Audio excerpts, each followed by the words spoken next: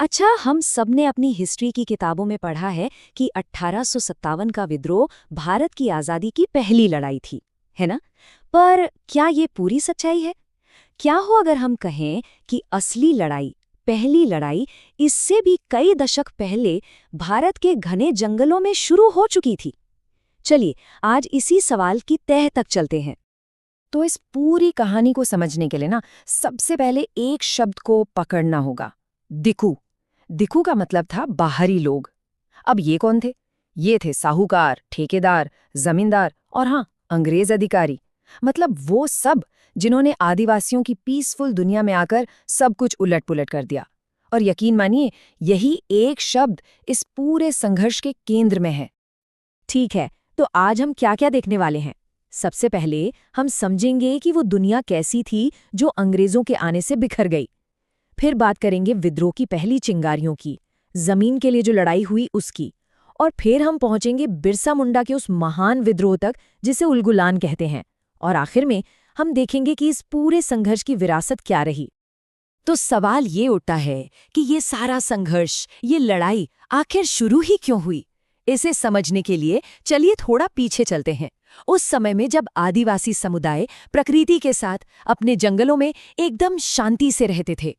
और फिर एक बाहरी ताकत आई और उनकी पूरी दुनिया तहस-नहस हो गई। अब जरा इस फर्क को देखिए।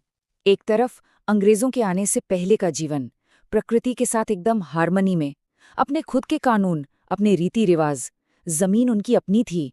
और दूसरी तरफ अंग्रेजों के आने के बाद उनकी जमीन, उनके जंगल सब कच्चे माल के लिए छीने जाने लगे। पुलिस और प्रशासन का दखल बढ़ गया।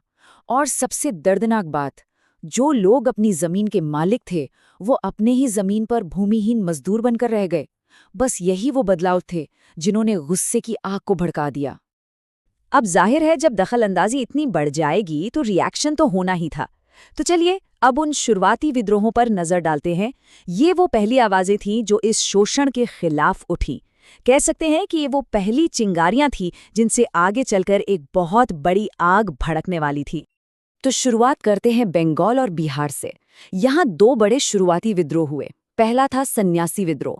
ये क्यों हुआ? क्योंकि अंग्रेजों ने हिंदू सन्यासियों की तीर्थ यात्रा पर रोक लगा दी थी। और हाँ, इसका जिक्र बंकिम चंद्र चटर्जी की मशहूर नॉवल आनंद मठ में भी है। फिर आया पहाड़िया विद्रोह, और ये एक सीधी लड़ाई थी अपनी जमीन और अपने हक को बचाने की। और इस पहाड़िया विद्रोह को लीड कौन कर रहा था? तिलका मांझी। इन्हें भारत का आदि विद्रोही यानी पहला बागी भी कहा जाता है। और उन्होंने सिर्फ बातें नहीं की, उन्होंने सीधे सीधे ब्रिटिश एडमिनिस्ट्रेशन को चैलेंज किया। 1784 में उन्होंने भागलपुर के कलेक्टर को अपने तीर से ही ढेर कर दिया। सोचिए ये कितनी बड़ी और निडर चुनौती रही होगी। देखिए, ये शुरुआती विद्रोह तो बस एक चिंगारी की तरह थे। असली आग तो तब भड़की जब बात सीधे सीधे उनकी जमीन, उनके घर, उनकी रोजी रोटी पर आ गई।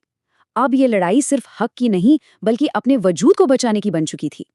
इसका एक बहुत बड़ा एग्जाम्पल है चुआर विद्रोह। ये चुआर लोग कौन थे? ये लोकल जमींदारों के लिए पाइक यानी सैनिक का काम करते थे।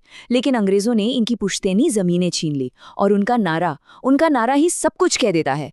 अपना गांव, अपना राज, दूर भगाओ विदेशी राज। मतलब साफ था, हमें अपनी ऑटोनॉमी चाहिए, अपना शासन चाहिए। और ये कहानी सिर्फ छुआर लोगों की नहीं थी। कुछ ऐसा ही हुआ छोटा नागपुर के कोल समुदाय के साथ। साल था 1831। जब उनकी जमीनें बाहरी साहूकारों और व्यापारियों को दे दी गईं, तो उन्होंने भी बुद्धू भगत के नेतृत्व में बगावत कर दी।